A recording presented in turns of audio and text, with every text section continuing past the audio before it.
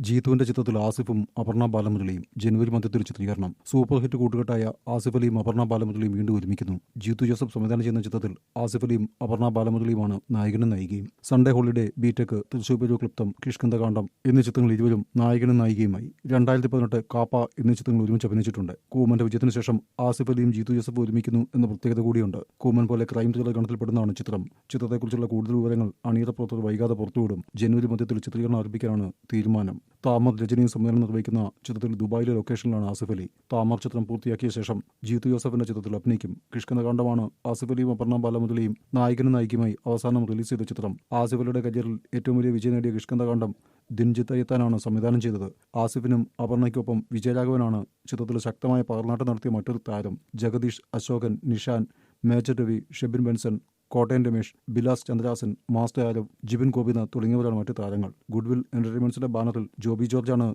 നിർമ്മിച്ചത്.